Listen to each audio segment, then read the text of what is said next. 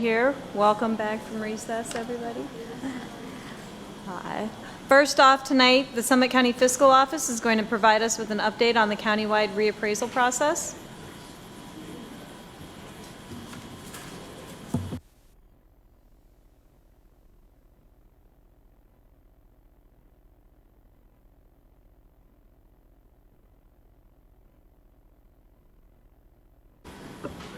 Okay.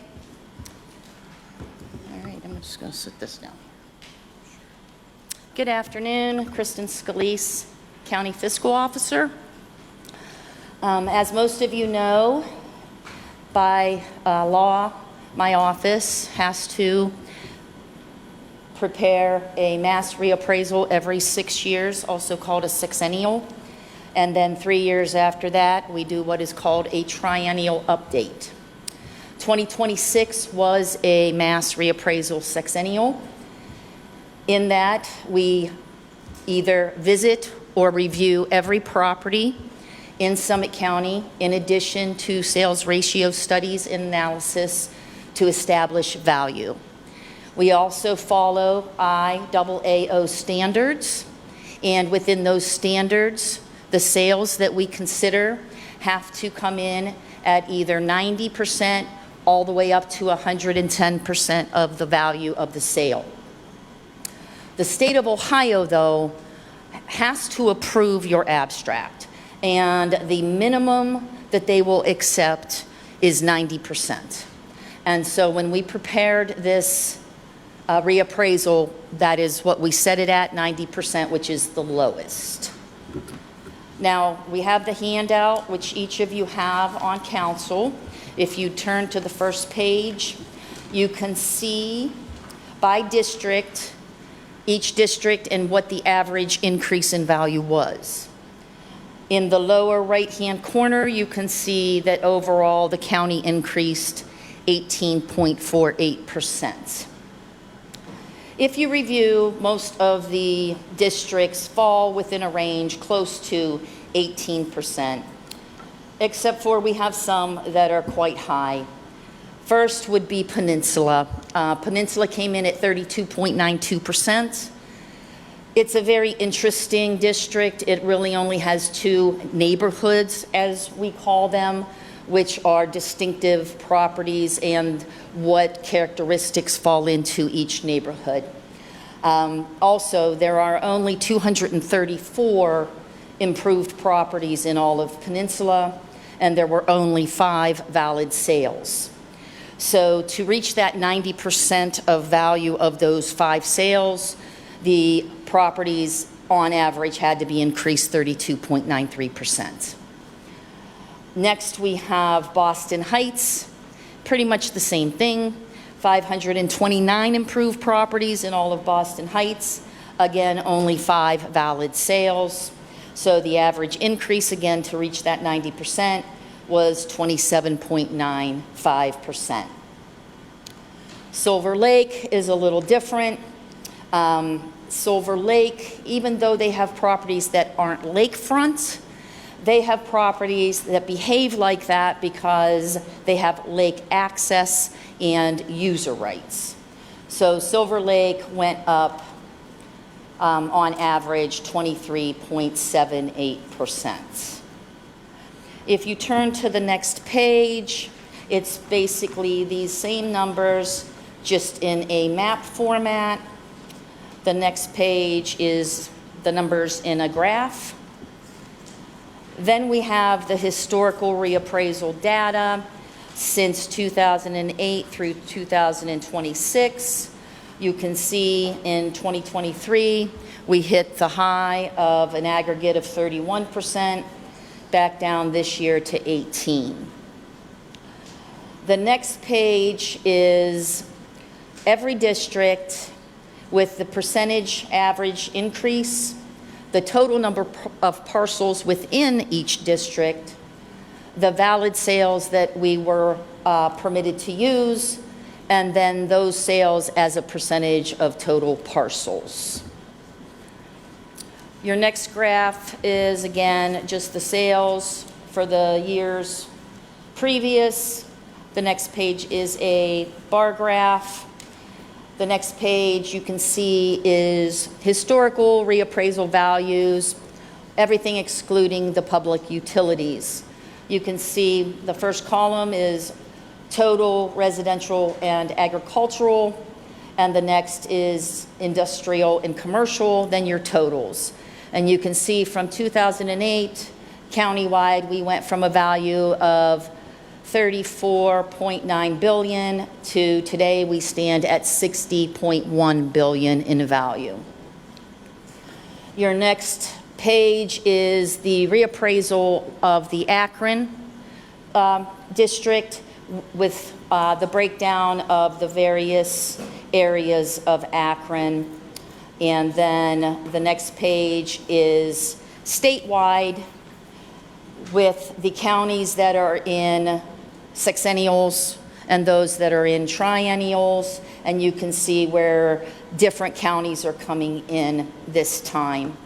And then the last page, we are conducting our what we call road shows, and those are going to run from August 10th through the 27th. Those are in person. Mostly they are from 12 to 8 unless otherwise noted. We also are taking appointments by phone, and virtual meetings, unfortunately, are already full. If you do receive questions, I would strongly suggest pointing people to the reappraisal dashboard that is located on my website. We have a lot of interesting information, frequently asked questions. There's some videos that try to simply explain how your property taxes are calculated, how the Board of Revision works, and the role of our appraisers. So if there are any questions, I would be happy to answer them.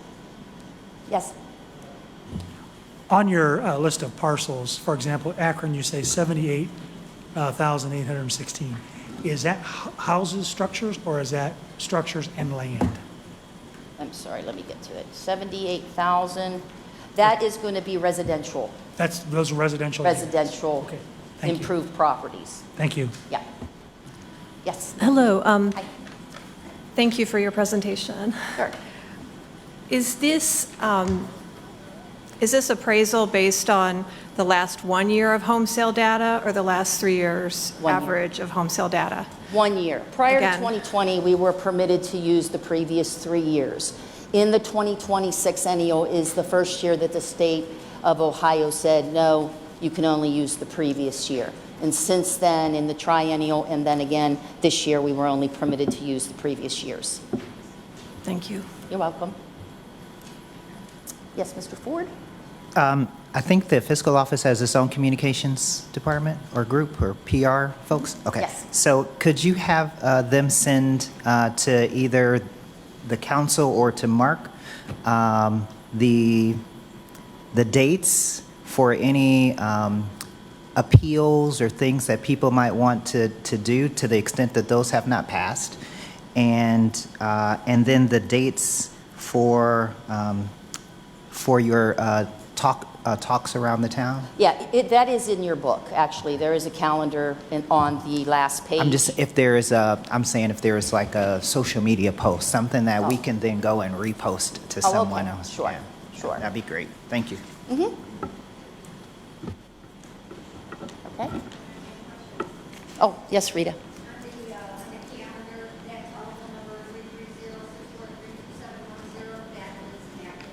Yes, yes, that's where you can make an appointment, a phone appointment, or ask questions. Okay. All right, thank you. Thank you. We have a member of the public who would like to come speak. Gregory and, do you know how to? Jeanette, sorry. Thomas, if you'd like to come forward. You can speak for 3 minutes. And if you could state your name and address for the record, we'd appreciate it. Thank you. My name's Gregory Thomas, Senior. Jeanette Thomas. We live at 156 East Lodge Street in Akron, Ohio, 44304. We're having a problem with trees adjacent to our property. It's already fenced when we moved in. We have been dealing with it. We have had power lines pulled from our home. Not to make it long, we had a shed damage due to trees falling on it.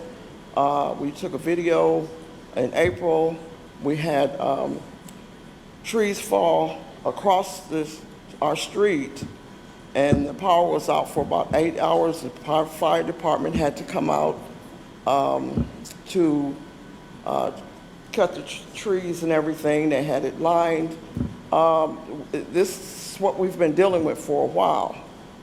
We recently found out that AMHA owns the property and Testa is the real estate management. The property is at 120 to 130 East Lots. We just found out that it does have an address. So we're just tired of the possibility of it falling on our home. And damaging our home, and our home is no more than 4 feet away from their property line. Yes. We tried to talk to them civil, and they were a little ignorant. Because see, the lady gonna tell me all trees grow toward the sun. Well, what do they do when there is no sun? But then we got a log in our backyard about as long as your table there. We asked them to take their people up there and clean it up. It's not our tree. And they looked at us and walked away laughing. So, it's not just us, it's our neighborhood. We have 2 trees in the front of the property. These trees, if they fall, they're gonna take out the whole street, power lines, everything.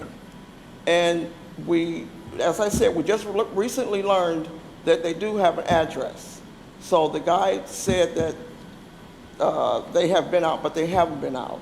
So we're working with that now, that we do have an address for the properties. And we just want to have them cut down. These trees are, the one in our backyard that's off of our yard, it has gotten so old, you can see right through the tree. And if it falls, there's no telling which way it's gonna fall or what damage it's gonna do. So this is what we're dealing with. Last month, during that storm, on Friday, it fell. Right there, it's a section as big as this. Our fence is just totaled. So, we just don't know what else to do. We have been dealing with them since 2018. Cascade Village, Community Builders. Now AMHA, we found out they're the owners of the property. They recently hired Testa. There was a court thing back in April where they took over the property, and we found out they hired Testa to manage the property, take care of the whatever needs done as far as repairs. And we have talked to everybody on the list. We have sent pictures, emails to them. Nobody has came out to look at what we're dealing with. And it's just frustrating. If we were, I was told, to give you an example, if it was our property, we would have been tagged a long time ago. We would even have maybe gone to court with whoever. Property was damaged, tagged, or whatever. So we're just trying to get some help. Excuse me, for them Ms. to come out and Thomas. cut it. Excuse me, Ms. Thomas. Yes. May I have the pictures that you brought so we can pass it out to council? We appreciate you for addressing the members of council and expressing your concern. Thank you. I'll get those passed out. Video where,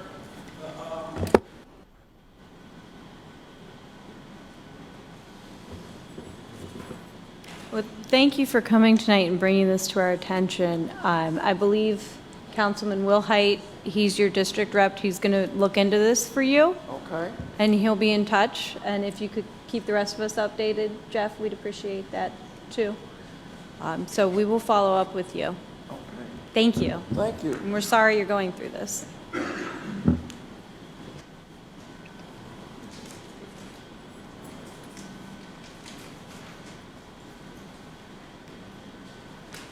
Next up, we would like to congratulate Phil Montgomery and his team from the Department of Finance and Budget for earning national recognition for the 24th consecutive year by receiving the Distinguished Budget Presentation Award by the Government Finance Officers Association. Congratulations, Phil.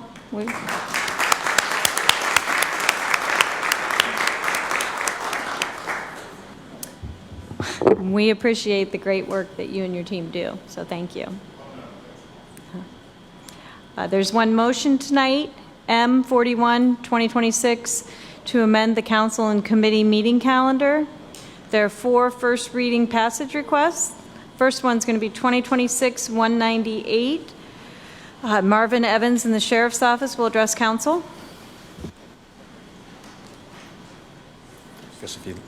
Okay. Marvin Evans, Department of Law and Risk Management.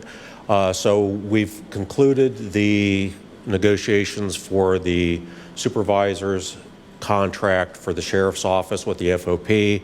It passed, I believe it was just I believe it was the prior week. It passed 38 to 3 on a 38 to 3 vote. I do want to call out a couple people. Phil Montgomery was heavily involved during the negotiations, as were the Sheriff's Office staff, all the appropriate staff. Chief Brown, Kim Martin, and Chief Holland were all involved, plus Sheriff Fothery and some other staff members, which helped greatly in trying to get this contract done as efficiently as possible. Really the major, because the supervisor's contract is really geared off of the deputy's contract, which was previously approved earlier this year. Essentially, their raises were the 4, 3.5%, and 3% that the deputies got, because there is a rank differential then off of theirs. That's essentially where they come out also. There were some minor other things that were addressed in the contract where the Sheriff's Office and the union have had issues over the last few years, but other than that, that's kind of the bottom line, is the raises and a few other miscellaneous items. It did take a while because there were 1 or 2 items that took some working through, but it came out to, I think, everyone's satisfaction. Any questions? And we're asking for, obviously, first reading passages for so the supervisor's unit can get their adjustments retroactive.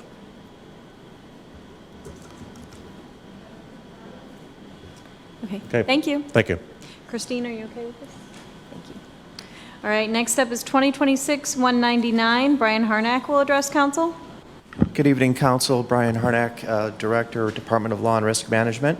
What we have in front of you tonight is the cybersecurity insurance policy that Wickard was able to secure for us with the same vendor that did the contract last year. There's really no change to the coverage, although it does include the 5 courts this time, which is progress. They're still working on some cybersecurity issues, so their piece is at 50% of what the rest of the county is, but we're hoping that next year we will be fully covered on the court side. And there's really only a 2% increase this year, so we feel this was a good result for the cybersecurity piece. Take any questions? Any questions? Yes. Actually expired last month, but we did bind the policy, so we are covered. Yeah. Any other questions? Thank you, Brian. Christine? Thank you. Okay with this? 2026-200, Jennifer Taltz will address council. Hello, Jennifer Taltz. I am the Director of the Child Support Enforcement Agency. We're requesting council to recognize August as Child Support Awareness Month. The child support program affects 1 in 5 children in the state of Ohio. I know the legislation says 1 in 4, but this number just got updated at the end of last week. So if you would like to amend it, we would welcome that as well. We have a caseload in Summit County of just under 33,000, and we collect about $66 million annually for Summit County children. We have about 44,000 children, unique children in our caseload. Our child support services are available to all parents and caretakers of children in the county. We establish paternity and support orders. We enforce them. We set up options to pay and receive support. And we can also change the amount of the support orders if necessary based on the circumstances of the individual. So we are going to be out and about in the community this month. We are, over the weekend, we were all week, we were at the fair and kicked off the month with giving out a whole bunch of information on our program. We are going to be tomorrow at all of the National Night Out events along with our prosecutors team, and we will be at the Marion Correctional Facility, their resource fair. On Wednesday, we're going to be at the Wilbeth Homes Community Day. On Saturday, we'll be at Hope and Healing's event in the morning, and then at the University of Akron Valley Clinic in the afternoon. The following week, we're going to be at the I Promise Housing Complex, and then we'll be at the Metro Bus Station, as well as helping the Domestic Relations Court for the Justice Bus event this weekend, which we actually do every time they have the Justice Bus. And then we'll be in the Oriana House facilities as well. We have a large event on August 18th on Tuesday that you may have seen on social media posts from our prosecutor's office. We'll be at House 330 from 12 to 5:30, where clients can meet with an individual case manager and work on barriers to overcome their payment. So I would also encourage everybody on August 5th, this Wednesday, to wear green. And I see that Greta has already got her green on today. Thank you, Greta. So yes, and if you can post your pictures and tag us on social media, that would be wonderful. So I'd be happy to answer any questions. Are there any questions for Jennifer? Yes, we'd like to go on as council as a whole. Thank you. Brandon, are you good with this? Okay. Thank you, Jennifer. Thank you. Next up is 2026-201. Phil Montgomery will address council. Thank you, Madam President. Phil Montgomery from the Executive's Department of Finance and Budget. We have before council this cycle's appropriation legislation requests. The first item on page 1 is appropriating funds for economic development for a new grant award of $81,000. The next item is a $5,000 grant for the Common Police Court from the Akron Community Foundation. The last one on this page is an appropriation adjustment to clean up a life-to-date fund with grant activity on it, so the general ledger fund matches the approved budget for the grant. On page 2, we have a small appropriation adjustment for the Common Police Court. The next item is a new grant for the Domestic Relations Court that has an extension, I believe, the Criminal Justice Services Grant for a magistrate. And then the next 2 items are for the engineers. So we have the surface water appropriation to allocate the funds for the first half tax bill for the Stormwater Management District. And then on the next page, we have an appropriation also for the engineer of $900,000 for new capital projects.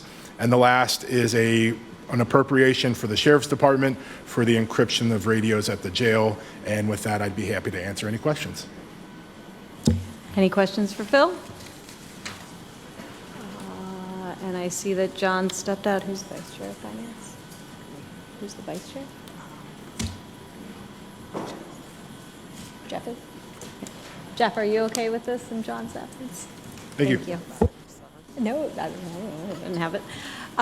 There are no late filings tonight. There's no routine legislation. There are no second readings. There are no third readings. We'll now rise for the Pledge of Allegiance led by Councilwoman Christine Hyam, followed by a moment of silence.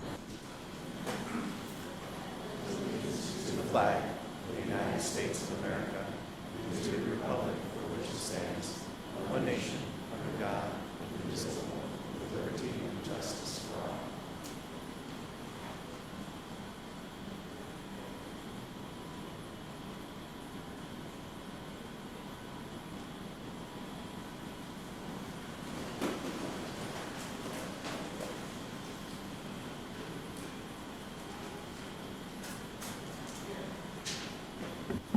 Mr. Schmidt, Here. Ms. Hyam, Here. Mr. Donofrio, Mr. Cajun, Ms. Dickinson, Here. Mr. Ford, Mr. Wilhite, Here. Ms. Darrow, Mr. Lacotte, Here. Ms. McKinney, Here. Ms. Walters. Can I have a motion to adopt the minutes from the June 29th council meeting? Motion by Councilwoman Walters. All in favor? Aye. Any opposed? Motion carries. Motions for council, M41, 2026. A motion of council amending the council and committee meeting calendar for the remainder of 2026 by removing the council meeting scheduled for August 31, 2026, and adding a council meeting for August 24, 2026. I have a motion to adopt M41, 2026. All in favor? Aye. Any opposed? Motion carries. First readings, 2026-198, a resolution authorizing the executive to execute a collective bargaining agreement between the Fraternal Order of Police Ohio Labor Council Incorporated Supervisor Unit and the County of Summit for the period of January 1, 26 through December 31, 28 for the executive and the sheriff emergency. Madam President, I move to suspend the rules and adopt 2026-198. On this, I have a motion to suspend the rules and adopt 2026-198. On the suspension, all in favor? Aye. Any opposed? And on the adoption, all in favor? Aye. Any opposed? Motion carries. 2026-198, a resolution confirming the award by the Board of Control of a professional service contract for cyber liability insurance coverage for a one-year term from July 1, 26 through July 1, 27, and in an amount not to exceed $79,602.50 payable through Wickard Insurance Services Incorporated, doing business as Wickard Insurance as a best practical source for the Executive's Department of Law and Risk Management emergency. Madam President, I move to suspend the rules and adopt 2026-199. I have a motion to suspend the rules and adopt 2026-199. On the suspension, all in favor? Aye. Any opposed? And on the adoption, all in favor? Aye. Any opposed? Motion carries. 2026-200, a resolution declaring the month of August 2026 as Child Support Awareness Month in Summit County, recognizing that child support is crucial to keeping children and families healthy and strong, and encouraging the residents of Summit County to join in this acknowledgement and to wear green on Wednesday, August 5, 2026 for the prosecutor and the executive emergency. Madam President, I move that we suspend the rules and adopt 2026-200. I have a motion to suspend the rules and adopt 2026-200. On the suspension, all in favor? Aye. Any opposed? And on the adoption, all in favor? Aye. Any opposed? Motion carries. 2026-201, a resolution appropriating funds in order to meet projected expenditures for the balance of 2026 as set forth in Exhibit A for the Executive's Department of Finance and Budget emergency. Madam President, move to suspend the rules and adopt 2026-201. I have a motion to suspend the rules and adopt 2026-201. On the suspension, all in favor? Aye. Opposed? And on the adoption, all in favor? Aye. Opposed? Motion carries.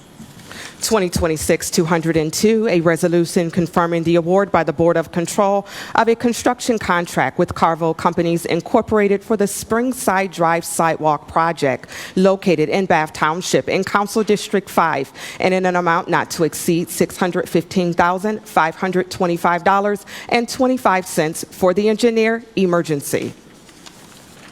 2026-203, a resolution ratifying Project Q-194 Chittenden Road and Boston Commons Sanitary Sewer Extension, Project Q-194, and the character and termini thereof, the boundaries of the assessment district, and the tentative assessment as approved in Resolution Number 2026-31, declaring the determination of this council to proceed with construction of Project Q-194, provided for in Resolution Number 2026-31, 2021, and authorizing the executive to advertise for bids for the construction of Project Q194 for an estimated total cost not to exceed $610,684.50, and apply for and execute a loan agreement with the Ohio Water Development Authority for a loan in an amount not to exceed $650,000 to fund the project located in the Village of Boston Heights in Council District 3 for the Executive's Department of Sanitary Sewer Services Emergency.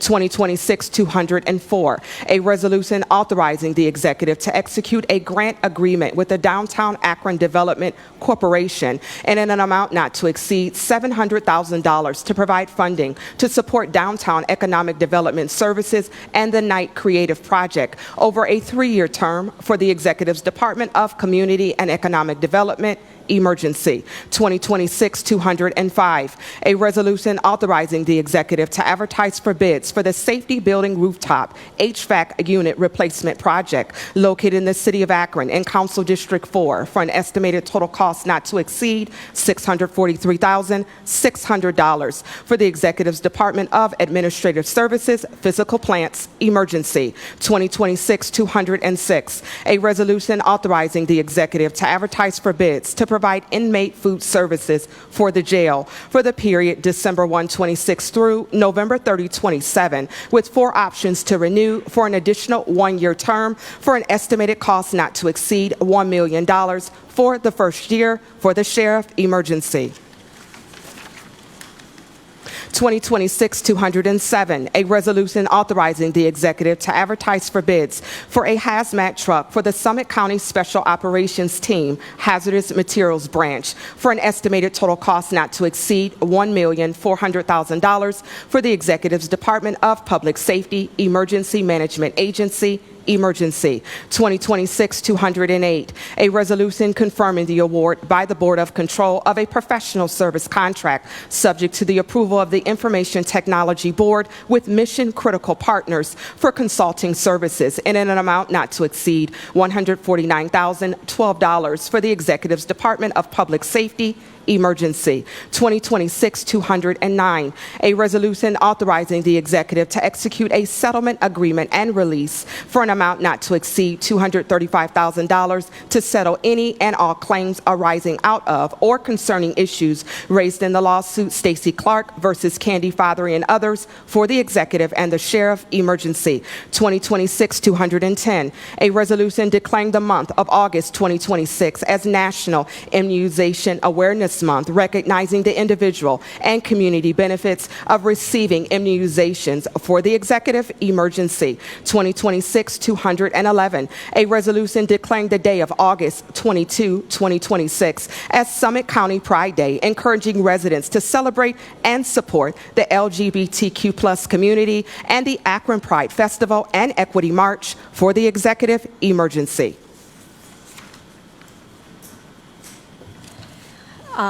If someone could make a motion to go into executive session, we'll discuss pending litigation. Stacey Clark versus Candy Fothery et al.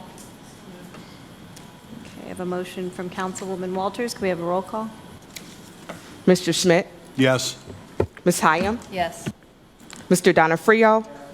Mr. Cajun? Ms. Dickinson? Yes. Mr. Ford? Mr. Wilhite? Yes. Ms. Darrow? Mr. Lacotte? Yes. Ms. McKinney? Ms. Walters?